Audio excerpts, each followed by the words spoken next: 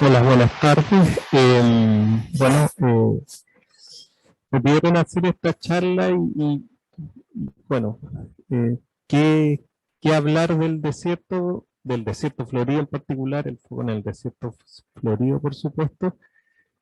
Vamos a hablar un poquito de lo que es el desierto, de por qué es el desierto que conocemos y un poquito, y después nos vamos a ir a hablar de un poco de algunas de las especies o familias que tiene el desierto florido particularmente y tratando de destacar sus singularidades, ¿cierto? Un poco singularidad en el contexto del- de la historia o de la génesis de cada una de estas especies, ¿ya? Ahí lo van a ver. Bueno, lo primero es ver bueno, que estamos bueno, este mapa es bien general, de hecho el desierto llega hasta como la Patagonia, pero eh, en el fondo lo que quiere destacar que las zonas áridas existen en varias partes y en general no existen en cualquier parte, digamos. Si se fijan, están en general al oeste, ¿cierto? De las zonas continentales en ciertas franjas latitudinales. Bueno, el caso del Sahara llega hasta más allá, pero por todo este contexto que la continentalidad es tremenda y pero si se fijan, hay un cierto patrón en las zonas oeste de los continentes y también asociadas a masas de aire seca. ¿Ya? Entonces, el desierto de Atacama, digamos, tiene sus equivalentes también en Sudáfrica, en Australia, en California, sobre todo. Por supuesto, con diferencia.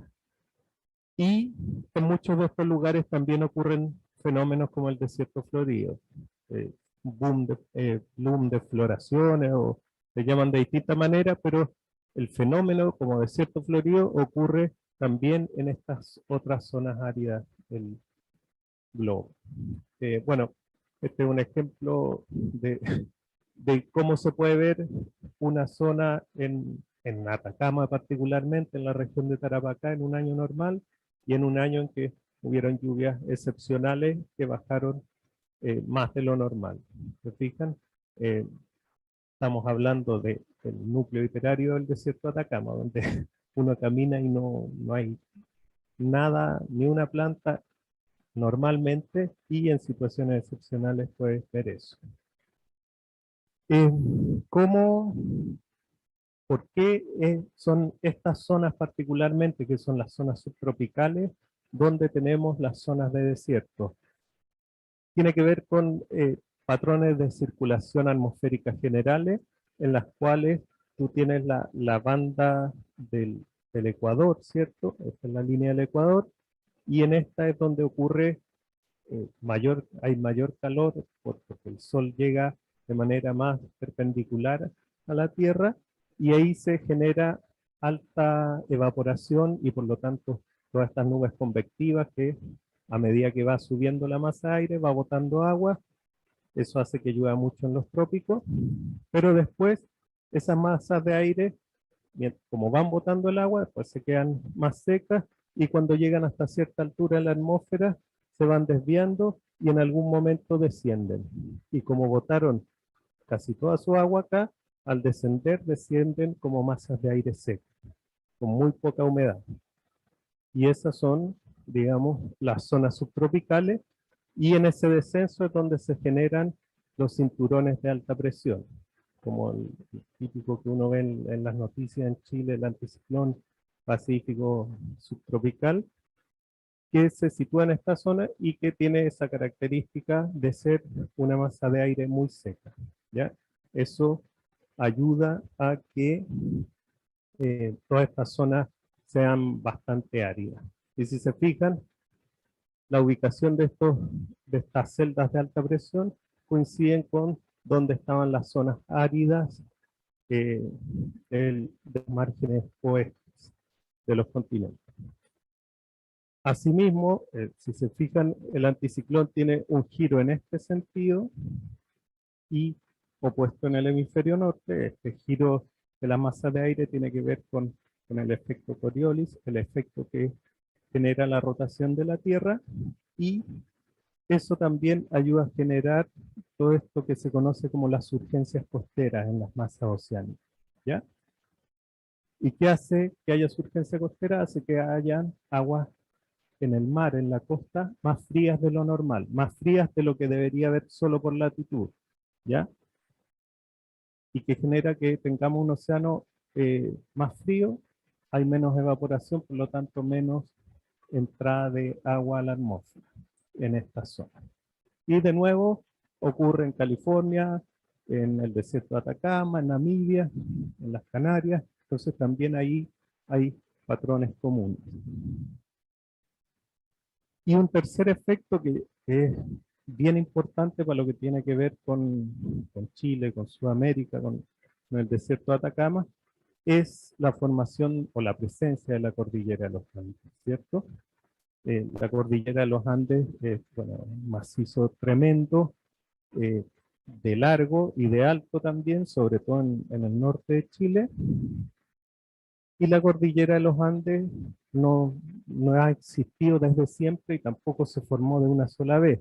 Han habido pulsos. Estos números acá lo que indican es más o menos qué altura tenía, ¿cierto? En un cierto punto, hace 25 a 20 millones de años atrás, hace 14 a 9, hace 0 a 9 millones de años atrás. Y una de las cosas que muestra esto, que el alzamiento más importante de los Andes ha ocurrido en el tiempo geológico hace relativamente poco tiempo, hace entre 10 millones y 5 millones de años, sobre todo la última parte de lo que tiene que ver con el norte chico y norte grande de Chile, esa parte de los Andes, al menos. Bueno, ¿qué genera esa cordillera de los Andes? Acá está un esquema de la cordillera de los Andes. Genera un efecto de sombra de lluvia de las masas de aire que vienen desde el trópico y que no logran cruzar al lado chileno en este caso. Entonces, aquí estos puntitos lo que muestran son montos de precipitación. Acá está el eje, ¿cierto? 1000 milímetros de precipitación, y desde el este al oeste los montos son bastante altos.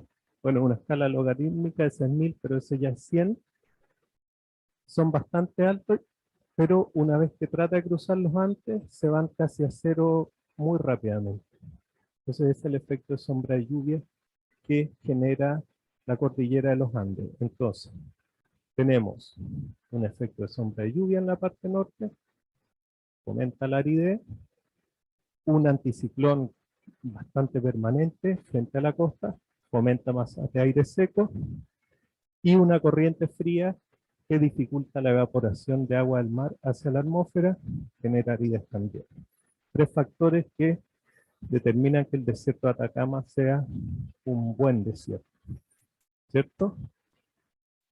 Ahora, si esto lo vemos ahora a la escala un poco más amplia de toda Sudamérica, lo que muestra este mapa son las zonas en las cuales hay menos de 500 milímetros de precipitación, entre 500 y 1000, de 1000 a 2000, etc. Y ¿qué destacamos acá?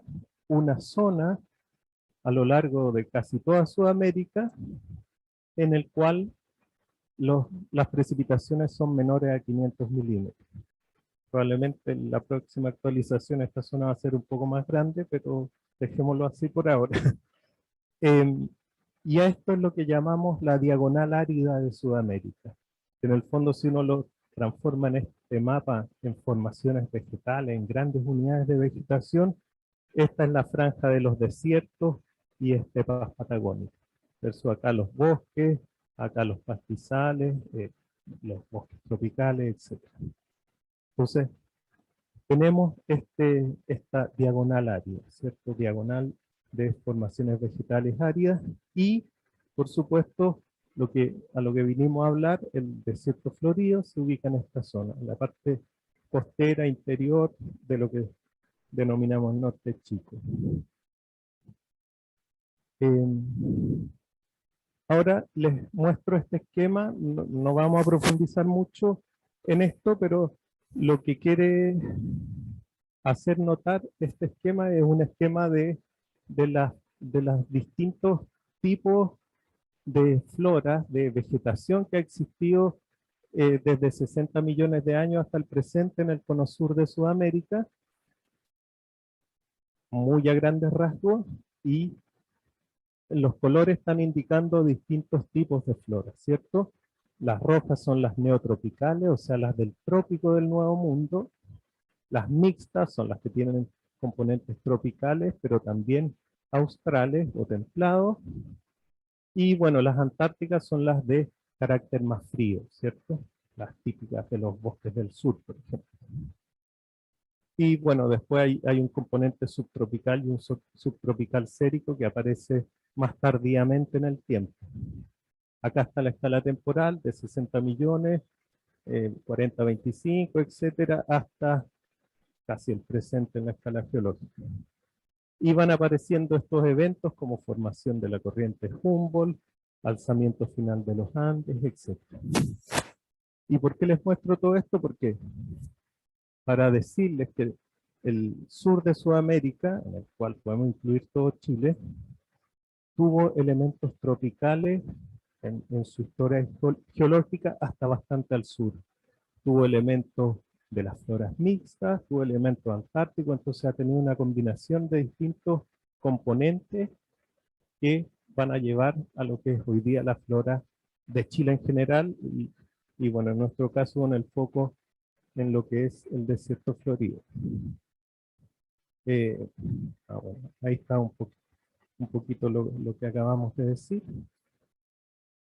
Y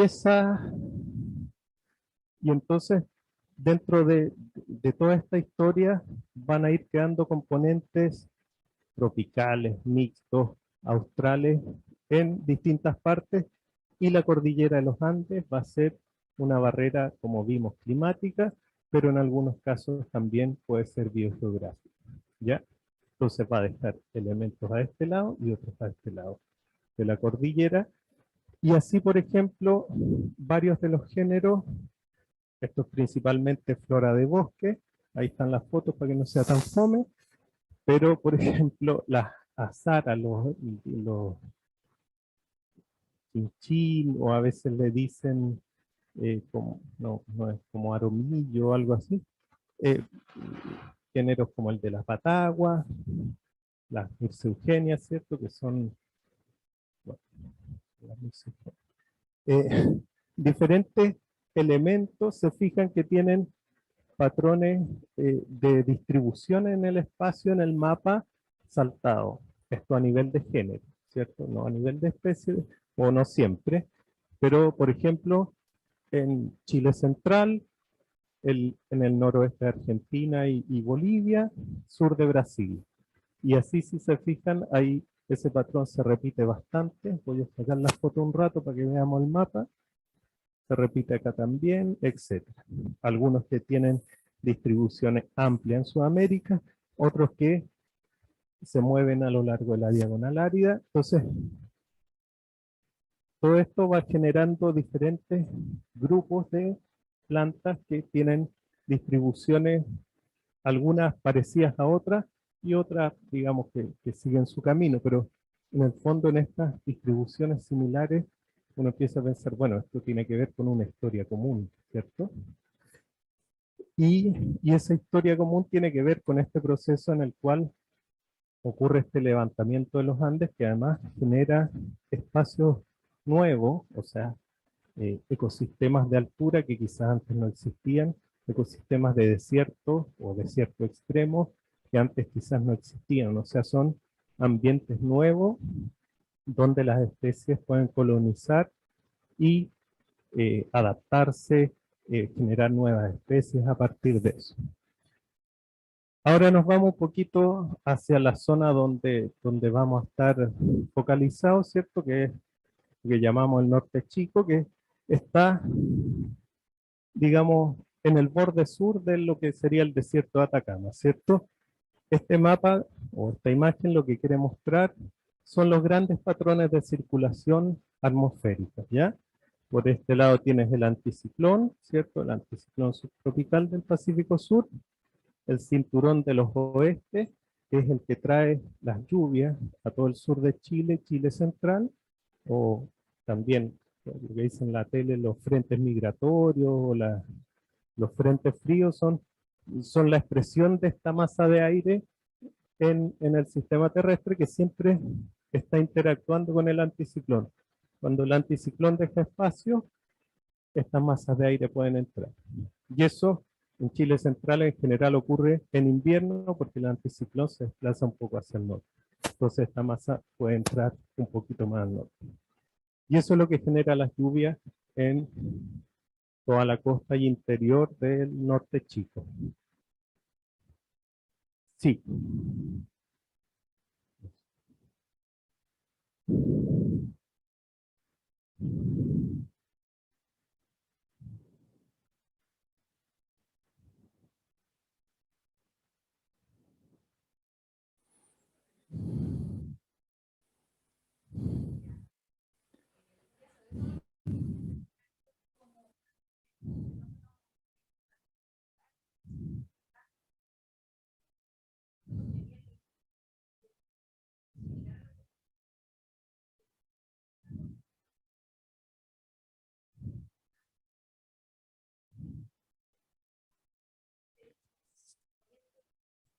Sí, es cierto que no había sido previsto como año lluvioso. No tengo la respuesta completa, pero más o menos vamos a ir. Sí, todo en general indicaba que venía otro año seco como los que habían venido. Lo que está pasando últimamente, que todo esto está como más desordenado, cuesta más predecirlo así en la escala de varios meses, y eso tiene que ver con el cambio climático que está todo como reacomodándose. Entonces, a esa, si tú quieres predecir para el próximo año, para 6 meses más, la probabilidad de apuntarle es menos que lo que era hace 10 años. Antes uno entendía cómo estaban funcionando las cosas, ahora está, claro, ahora está medio desarmado. Respecto al evento de este año, la verdad, no sé cómo ocurrió, pero sé que son lluvias que vienen del sur inicialmente. Ahora a veces pasa, no me acuerdo si fue la del 2015 o 2017, que además hubo un calentamiento anómalo en la costa de Perú que generó una situación excepcional. Y claro, a veces lo que pasa es que estos vienen como frente, como una masa que viene desde el sur y es una extensión al norte. Pero otras veces pasa que esa masa como que se corta y genera lo que llaman una baja segregada o un núcleo frío en altura, que en el fondo se corta de esta masa principal y se va más al norte y ahí puede llover mucho en Copiapó, Vallenar y aquí nada, por ejemplo. ¿Ya? Pero la verdad que la de este año o las de este año que hubieron dos fuertes, no sé, no las he visto. No he visto cómo fueron, digamos.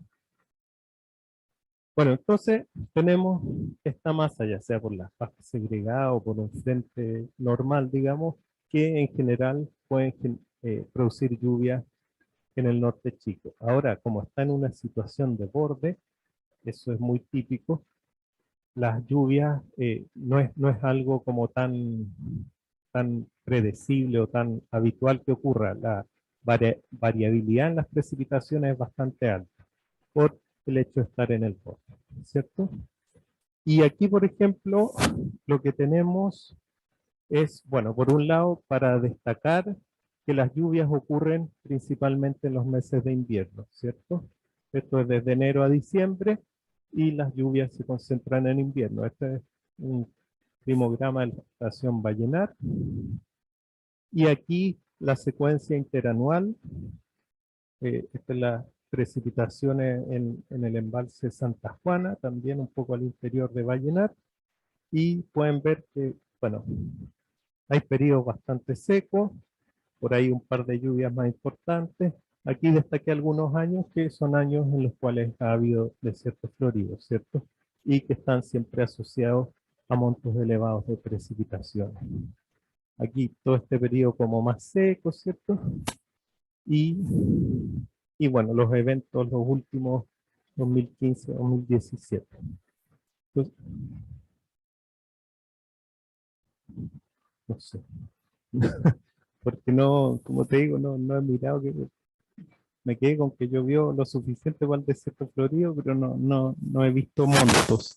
Pero claro, yo te diría que deben estar cercanos a los que ocurrieron en el 2017 probablemente. ¿Ya? Bueno, precipitaciones invernales, alta variabilidad y bueno, en general los eventos de lluvia más extremos, más lluviosos en estas zonas están asociados a años del Niño. De esta vez no está asociado a un año el Niño, pero la mayoría de estos, en realidad todos estos otros destacados aquí al menos sí. Eh, bueno, entonces eso es lo que vamos a hablar un poco de dónde estamos parados y un poco la climatología de esto. Y ahora vamos a hablar un poquito de, o dar ejemplos de la flora, de lo que podemos encontrar en el desierto florido, pero una manera muy general de lo que podemos encontrar o algunas de ellas, pero como les decía, tratando de destacar sus singularidades, ¿cierto? Y sobre todo con una mirada un poco histórica. Pero antes tenemos que, probablemente ustedes ya lo saben, pero público general, es bueno hacer este recuerdo. eh, la taxonomía vegetal, uno la va encasillando con distintos niveles de, de, de general a particular. Por ejemplo, el reino planta es todas las plantas, ¿cierto? Y así va achicándote, voy a pasarme rápido esto, hasta que llega, por ejemplo, a las familias, ¿cierto? Las familias de las altromerias, estas que están acá, los lirios de campo, es la familia altromeriaceae. Eso es coincidencia, no siempre es así. Y dentro de la familia hay géneros, ¿cierto? Los géneros todavía pueden tener más de una especie y en este caso los géneros pueden ser Alstroemeria, Leontochil, Lagarra de león, ¿cierto? Y Bomarea. Esos son los tres géneros que tiene la familia Alstroemeriaceae en Chile. Después de que uno tiene el género, tiene la especie, ¿cierto? Entonces puedo tener género, familia Alstroemeriaceae, género Alstroemeria, especie Alstroemeria magnifica. Y este ya es una especie. Esta en particular es esa, ¿cierto? Además de eso, después puedes tener magnífica, subespecie, otra cosa, pero eso ya es una clasificación un poco más detallada. Aquí llegamos a nivel de especie, ¿cierto? Pero para lo que vamos a hablar es importante saber que los géneros también hace que, por ejemplo, entre la Alstroemeria magnifica y la lutea sean especies hermanas de alguna manera, ¿cierto? O estén bien emparentadas. También un poco más con Leontochir, es el mismo, son distintos géneros, pero de la misma familia, pero ya es un emparentado un poquito más lejano, ¿ya? Entonces, teniendo eso en mente, vamos a ver qué sigue. Por otro lado, tenemos qué es lo que es una especie nativa, ¿cierto? Una especie nativa es la que se encuentra en su distribución natural, natural sin intervención del hombre, en alguna parte. Puede ser nativa de Chile, ¿cierto? Ser originaria de Chile, pero que también esté en otras partes del planeta. A diferencia de una especie endémica, cuya distribución natural es exclusiva de una zona particular, ¿cierto? No existe naturalmente en otra parte del mundo.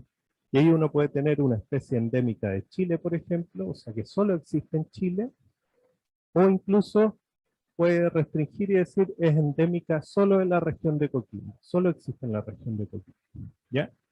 Y eso, por supuesto, tiene la gran novedad de que, digamos, o si hubieron en otras partes, se extinguieron, o aquí es el único lugar donde siempre ha existido esa especie. y de eso tiene harto la flora de Chile, hartos endemismos. Entonces vamos a ir ahora sí viendo un poquito algunas especies interesantes o importantes para lo que es el desierto florido. Y aquí, por ejemplo, tenemos la Alproemeria, ¿cierto? Dijimos familia Alproemeriaceae. Es una familia de América en general, no está en otros continentes, que tiene 2 a 4 géneros, depende a qué autor uno sigue. En esto de la taxonomía también no están todos de acuerdo siempre y las cosas cambian de un año para otro a veces.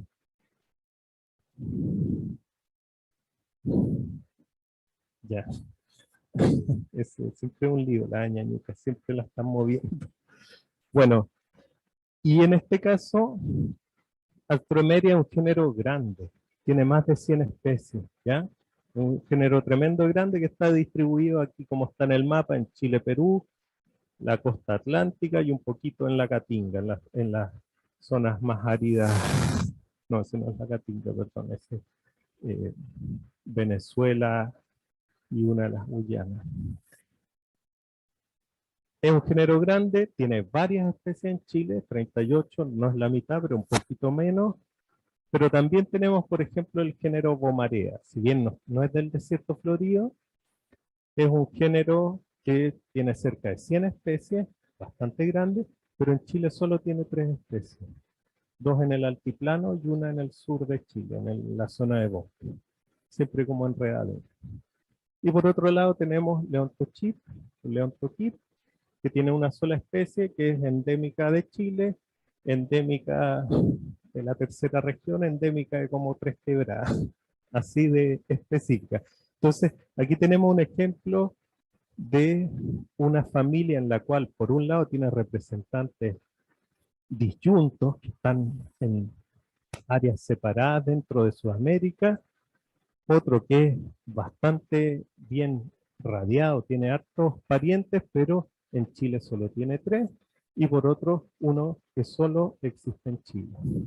Y bueno, las relaciones de parentesco son bastantes. De hecho, en algún momento el género Leontoquip lo pusieron en Bomarea, después lo volvieron a sacar, y así. ¿Cierto? Y bueno, ya, aquí esto es un esquema filogenético que muestra un poquito las líneas estas indican cuán cercanas o emparentadas están una especie con la otra, y aquí lo que vemos, por ejemplo, o un grupo grande de las Alstroemerias chilenas, están todas en un solo paquete, versus las especies de Brasil, algunas, no están todas, y después Bomarea y Leontoquip, que están bien separadas de todas las otras Alstroemerias, como para ver cómo se relacionan a nivel de especie y a nivel de género. Bueno, lo otro es que, como les decía, Leontoquip es endémico, pero además es monoespecífico. Es un género que tiene una sola especie. Ya, eso es un género monoespecífico. Otros ejemplos del desierto bien característicos, ¿cierto? Son los leucocorines, los wiki. Es un género endémico, es un género que solo existe en Chile, ¿ya? Y tiene, dependiendo del autor, cerca de 44 especies. O sea, es un género típicamente del desierto, de un ambiente relativamente joven, en el cual aparece este género y logra irradiar, o sea, generar varias especies. Y por ahora solo existe en este ambiente. ¿Sí? Después los chisantus o maripositas, ¿cierto? Quizás han visto estas flores, no sé, aquí a la salida sur o norte de La Serena en los años buenos. Hasta hace un tiempo era un género endémico. Después, hace muy poco encontraron 2 especies que cruzan aquí a Argentina, el Chisanthus hookeri y Graham. Entonces ya dejó de ser género endémico, pero sí, digamos, cerca de con 12 a 14 especies, ¿cierto? Y en Chile y Argentina, y principalmente por los Andes y por el desierto costero. O sea, también es un género típico del desierto florido. ¿Qué cosa? Ah. Sí, pero va a quedar online. Después, si no me van a repartir el tiempo. Después tenemos, por ejemplo, las Maleservias, un género de 24 especies, de la familia Maleserviaceae, ¿cierto? Que en Chile tiene cerca de 18 especies. Y es un género típico de la zona andina y de desierto. Aquí está la distribución de todas las Maleservias, ¿cierto? Van por la costa y los Andes peruanos y también por el lado chileno, tanto en la parte del desierto, semidesierto y los Andes. Solo en Chile y Perú existe este género completo.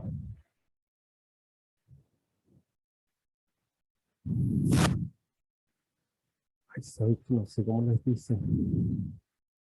No, no, la verdad no, eso es tarea para la casa, tendría que averiguar. Y bueno, aquí las cactáceas, todos conocemos los cactus, en el pendón del Ceasa hay un cactus en primer plano, qué sé yo,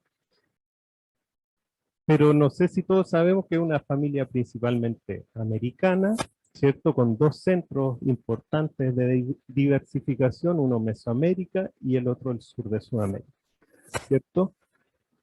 Y también están en zonas tropicales y subtropicales. Y quizá uno, con la visión de chileno conocedor del desierto, no está tan acostumbrado a saber que hay una tremenda diversidad de cactus que son enredaderas, que viven colgados de los árboles. Uno de los géneros importantes, el Ripsalis, ¿cierto? Hay otras cactáceas que tienen hojas, las peresquias, o sea, son de lugares más tropicales, y bueno, después los cactus como más estamos acostumbrados a conocerlos, columnares o estos como en gatitos, ¿cierto? Bueno, y en Chile tenemos cerca de 18 géneros y alrededor de 115 especies. Bastante grande el grupo. Y aquí hay un ejemplo de una de ellas, Eulignia breviflora, es una especie endémica, o sea, solo existe en Chile y entre Coquimbo y Paposo, o sea, es solo en el desierto, que podríamos hablar de la zona del desierto costero y desierto, la zona del desierto florido, básicamente.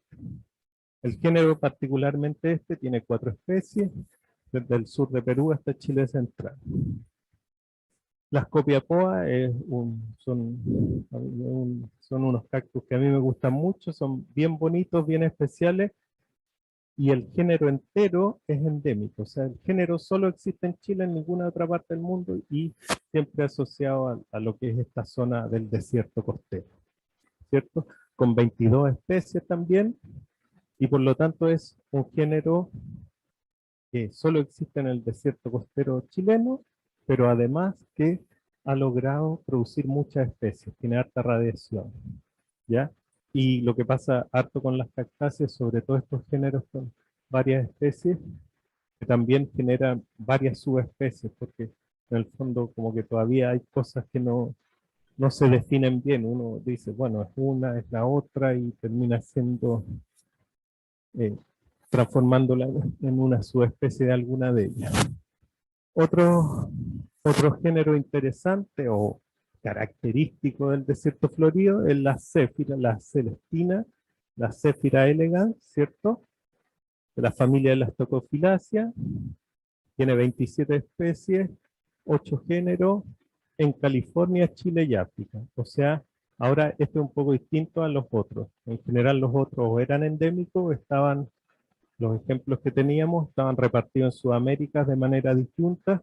Aquí hay una distinción con California, con esa otra zona en la cual hay formación de desiertos floridos, y con África, ¿cierto?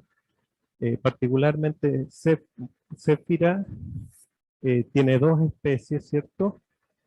Zéfira elegans y la otra Zéfira, no me acuerdo ahora, pero es bien parecida. También tiene un género endémico, la sonantera. También son florcitas, así como campanitas bien chiquititas del norte chico, y es un género con 5 especies y exclusivo de Chile. Y las tecofilias que hay en Perú y Chile también por el desierto costero. Después aquí hay, quizás ahora el otro extremo un poco, los palitos negros, los Heliotropium, ¿cierto? Son arbustos bien típicos de esta zona.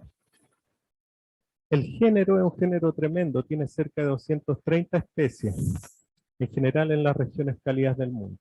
Cálidas no necesariamente áridas. En Chile, 48 especies, también hartas especies, ¿cierto?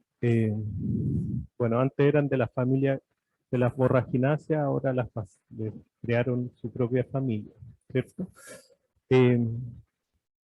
Pero dentro de las borragináceas también está el carbonillo, que es bastante parecido al otro, pero un arbusto más grande, con la flor mucho más grande.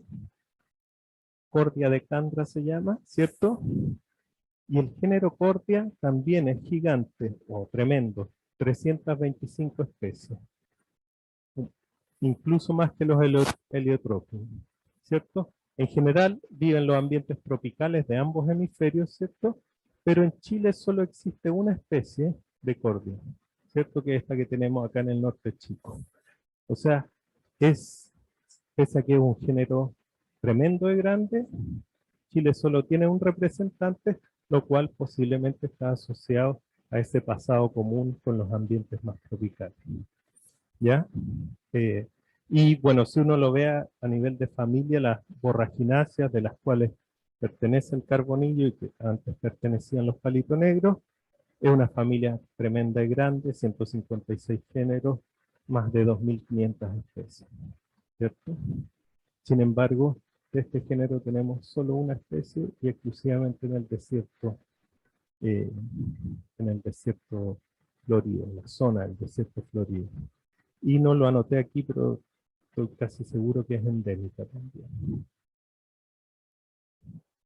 Después tenemos otras especies como las calandrinias y los cistantes, las típicas patas de guanaco, yo me imagino que ya todos las conocen un poco. Son géneros, calandrinia en este caso, con cerca de 75 especies en América Occidental, Australia, Chile, ¿cierto? Y en Chile 57 especies, ¿ya? Hoy calandrinia tiene 3 especies y cistante 24. En algún momento la taxonomía la junta, después la separa, después todas se llaman cistante, después no, la mitad se llama calandrinia. Por eso pongo ahí un poquito lo que pasa hoy día, porque hay familias que son muchas más dinámicas en que las van cambiando porque la taxonomía no es tan clara, es difícil clasificarla, entonces si uno cambia el criterio de clasificación se mueven las cosas, pero más o menos. Es una familia cosmopolita, o sea que vive en la mayor parte del mundo, ¿cierto? Pero los focos de diversificación donde tiene la mayor cantidad de especies, ¿cierto? Son las zonas áridas y semiáridas del hemisferio sur. Y también existen importantes relaciones filogenéticas de parentesco con la zona de los desiertos del hemisferio norte, de Norteamérica. Y aquí las añañucas. No sé qué me va a preguntar, pero seguramente no lo sé. Pero hasta hoy el género es sudamericano, ¿cierto? En general Paraguay, Uruguay, Brasil, Chile, Argentina, con cerca de 32 especies. En Chile, del orden de 18 especies. Ahora, hace poco apareció, o digamos, fue descrito este género, miostema, o no sé si fue descrito hace poco, pero digamos, entró en el baile de las añañucas hace poco, las miostemas. Entonces, entre Rhodophyalla y miostema hay cerca de 17, 18 especies. La mayoría son chilenas, algunas en Argentina. Después hay otros géneros parecidos que también a veces es fácil decirle a ñañucas a este, o también les dicen, que es Ficela, con 6 especies, de las cuales 5 son endémicas. ¿Ya? Y bueno, viene de una familia grande, ¿cierto? De cerca de 70 géneros y más de 1.600 especies distribuidas a lo largo del planeta. ¿Qué pasó?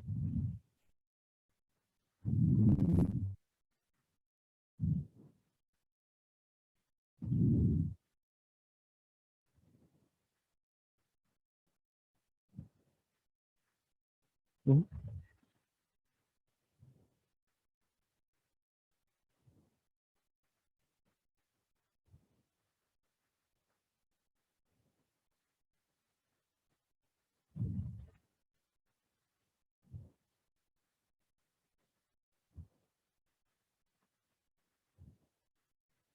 Sí, no,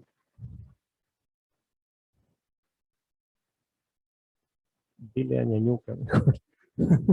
No,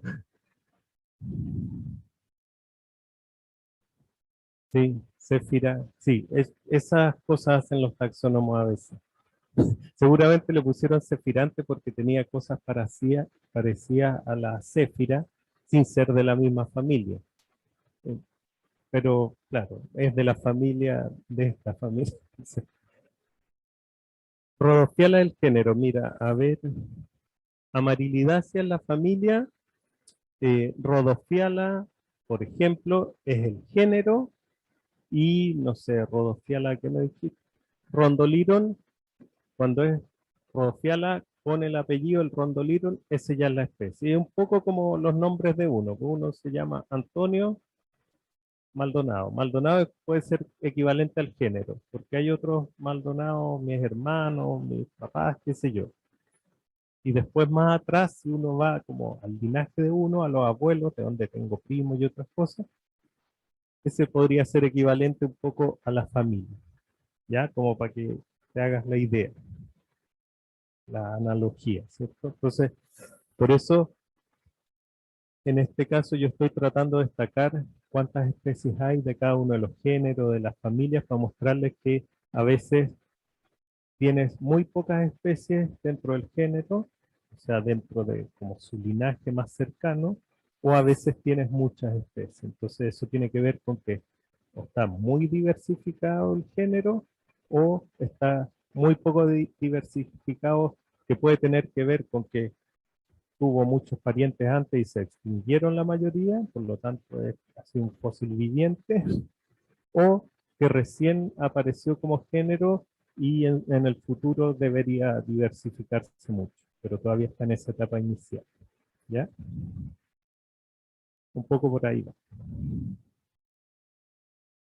Y bueno, los clavos de olor, ¿cierto? La Bruscancia, ¿cierto? Es un género endémico de Chile y tiene 7 especies. Es un género chiquitito de la familia de las rubiáceas. La familia de las rubiáceas es una familia gigante y distribuida en todo el mundo. Cerca de 600 géneros, más de 10.000 especies. En esta está, creo que, por ejemplo, el café. Eh, pero, pero en Chile, uno de esos 600 géneros es endémico de Chile y tiene apenas 7 especies. Para que vean lo, digamos, lo especial que puede ser cada una o algunas de las floras del desierto, ¿cierto? En Chile tiene 9 géneros, 35 especies, 6 de los géneros con 1 a 3 especies, o sea, son géneros que tienen muy pocos representantes en la flora de Chile. También algo para destacar, algo así como bien único. Y hablando de cosas únicas, está aquí el cacho de cabra, ¿cierto? Un arbustito rastrero que genera estas vainas. Me imagino que han ido a la tercera, uno anda chuteando esos cachitos, ¿cierto? Es un género con 3 a 4 especies, 2 en Brasil y 1 en Chile. O sea, es un género bastante chico, pero que tiene esta típica disyunción de eh, la costa oeste versus la costa este del continente. De la familia de las apocináceas, que es una distribución, que es una familia tropical, tan tropicales que está como en el trópico a lo largo del planeta, y en Chile solo 2 géneros. Heliotropus, que es una enredaderita del sur de Chile, que es monotípico, o sea, tiene una sola especie, y este Esquitanthus, ¿cierto? Ahora como familia, una familia de nuevo gigante, con más de 2.000 especies, ¿cierto?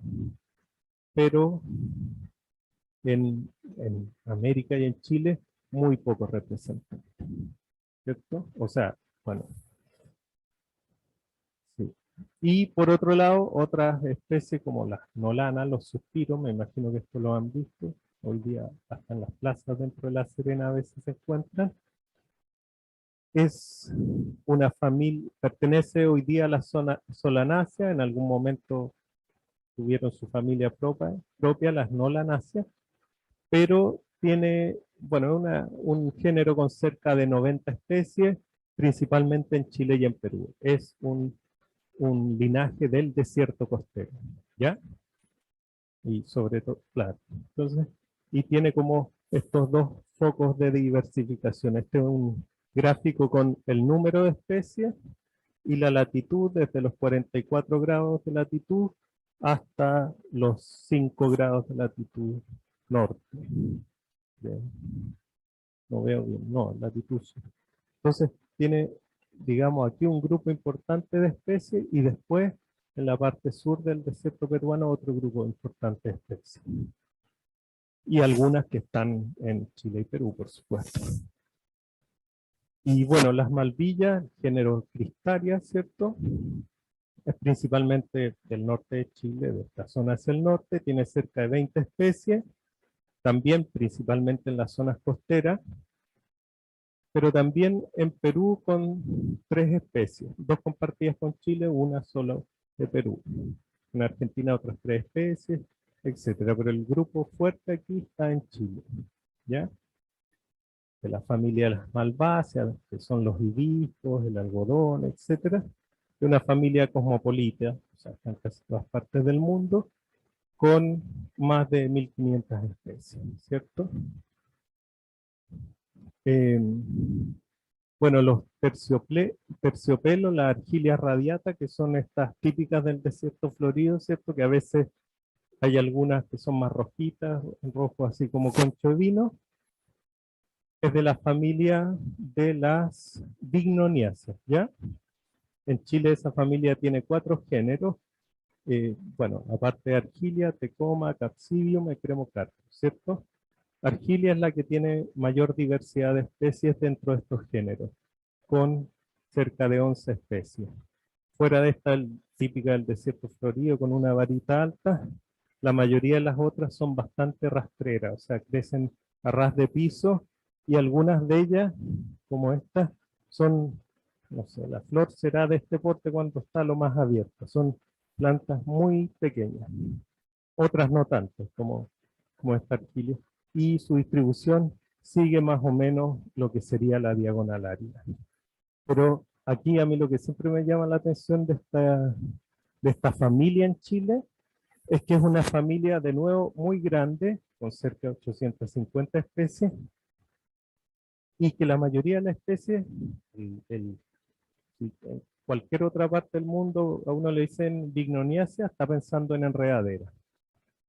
En general en las zonas tropicales o subtropicales húmedas son enredaderas con unos tremendos frutos, unas cosas casi el porte de una sandía que cuelgan de los árboles, y a veces, y hartos árboles también, el jacarandá, por ejemplo, una bignoniacea, ¿ya? Sin embargo, en Chile lo que tenemos de representación de esa familia son principalmente plantas herbáceas, y si no, a lo más algo de enredaderas chiquititas. Bueno, estos, los té de burro, las Dinemandra y Dinemagonum, ¿cierto? Ambos son endémicos y monotípicos, o sea, existen solo en el desierto, en la zona del desierto costero, pero a nivel de familia, es de la familia de las Malpighiaceae, es una familia también muy grande, de cerca de 1300 especies, ¿ya? Y bueno, ahí está un poco la distribución.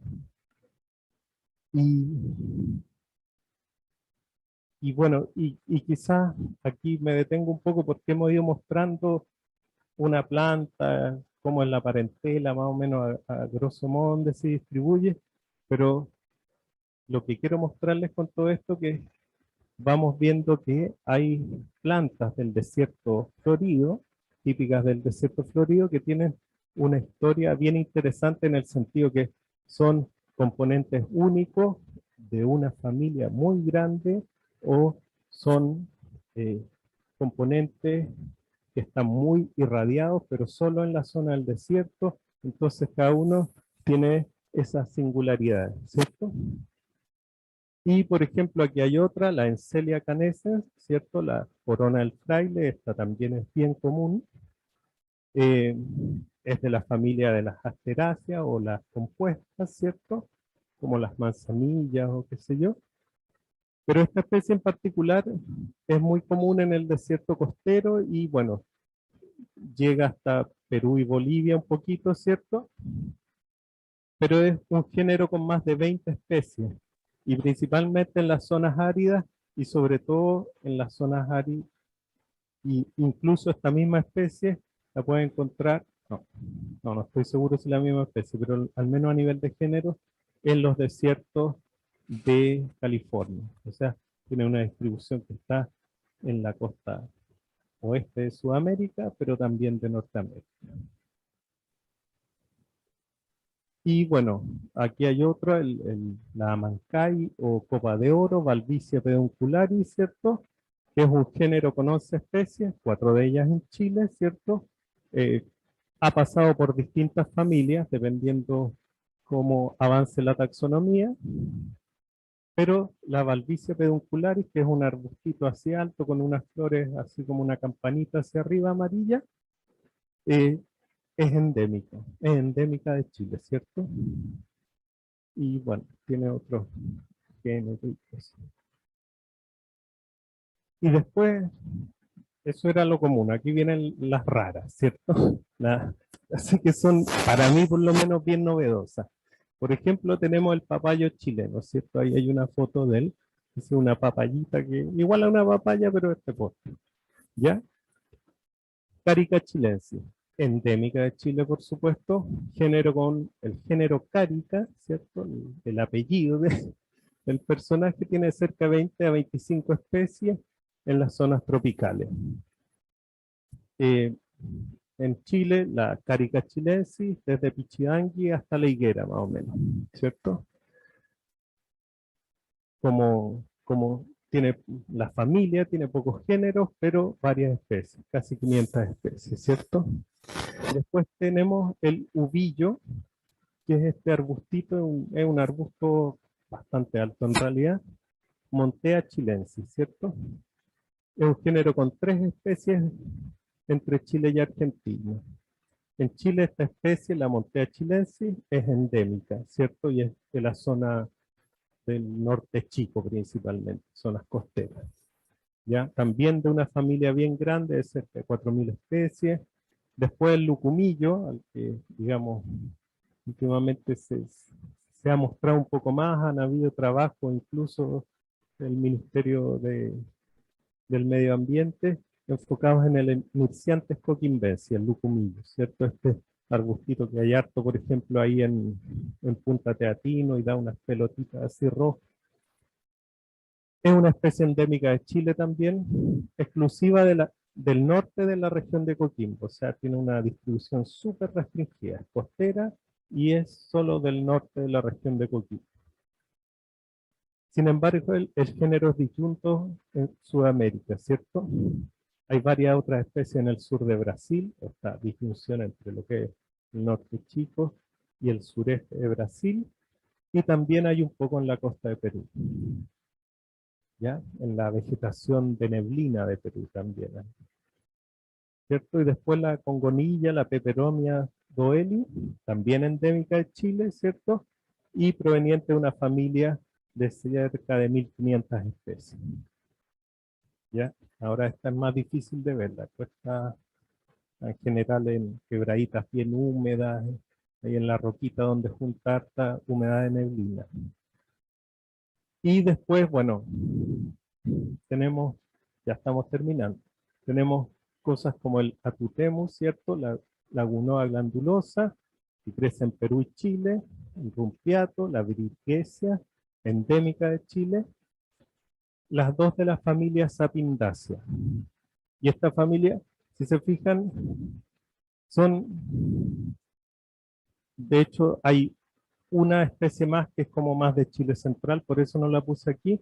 Dentro de las sapindáceas hay 3 sapindáceas en Chile de una familia del orden de 2.000 especies. ¿cierto? De nuevo una familia gigante con muy pocos representantes en Chile, una familia principalmente tropical y subtropical. ¿Viste? 3 géneros y 3 especies en Chile. O sea, cada género tiene una sola especie, incluso 2 de ellas endémicas de Chile. O sea, de nuevo tenemos de una familia muy grande, muy distribuida en varias partes del planeta, las excepciones, representantes bastante únicos y poquitos. Después está el espino rojo, ¿cierto? La calandria chilense, que uno la puede ver, digamos, aquí a la salida norte, en la Cuesta Porotito, a veces esa zona. También un género con cerca de 170 especies en zonas típicamente tropicales, o sea, de desiertos, Asia, África, Australia y las Américas. Y en Chile solo una especie y también endémica, por supuesto, ¿cierto? Y aquí otro que destaco que yo diría que este ya no califica como desierto florido, pero es del norte chico, ¿cierto? Que es la Poulteria splendor. Es otro, es la lúcuma nativa, no es el mismo lucumillo que vimos antes, pero da una pelotita roja bien parecida, sin embargo, es de otra familia, es de la familia de las sapotáceas, ¿ya? Es la familia del lúcumo, que es la lúcuma que uno come. Sin embargo, el único representante de esa familia en Chile, siendo que es una familia típicamente de los trópicos y con cerca de 1.200 especies. De nuevo, una familia gigante con un solo representante en Chile. Y de nuevo, ¿qué nos dicen estas cosas? Nos dicen, bueno, la flora de Chile tiene digamos, una historia, con lo cual quedan estas herencias de flora o de linajes bien bastante comunes en otras partes, pero con un solo representante en nuestro país, o linajes que existen solo en Chile y en los lugares donde, en estos ambientes relativamente nuevos, como puede ser el desierto. Y creo que con esto termino, ¿cierto? Para redondear un poco las ideas. Características y elementos biogeográficos. Un desierto relativamente joven, ¿cierto? Alto endemismo, alta diversificación dentro de algunos de los grupos, como las copiapoas, por ejemplo, o las nolanas, y eso, y una herencia neotropical del trópico del Nuevo Mundo, ¿cierto? Todo esto, a veces pocas especies o varias especies, pero compartidas con el sur de Brasil u otras zonas de Sudamérica, como las altromerias, por ejemplo, ¿cierto? Los simbolitos esas. Varios géneros endémicos, aquí hay algunos ejemplos de ellos, Leucocorine, Leontoquir, Céfira, etc. Algunos asociados a la diagonal árida, ¿cierto? Los Heliotropium, las Cristarias, y algunos también anfitropicales, o sea, fuera del trópico en el sur y hacia el norte en las zonas subtropicales. Y en este caso, por ejemplo, las encelias, los cistantes, Hoffmannseggia, que no hablamos de ese género hoy día, pero también, y varios disyuntos entre, digamos, disyuntos con el Atlántico de Sudamérica y bueno, ahí están, por ejemplo, las rodofialas, las altromerias, como dijimos, acá y acá, ¿cierto? Y por otro lado, algunos linajes relictos, ¿cierto? O sea, de una distribución más amplia que ahora solo existen como ejemplos bastante puntuales en nuestra flora, como son estas, las malpighiáceas que hablamos, ¿cierto? La dinemandra y el dinemagonum, cordia, ¿cierto? El carbonillo, esquitantus, la sapindácea que tenemos por Lieria, y las dinoniáceas como las periquitas. Y, bueno, eso no sé qué tenía que decir.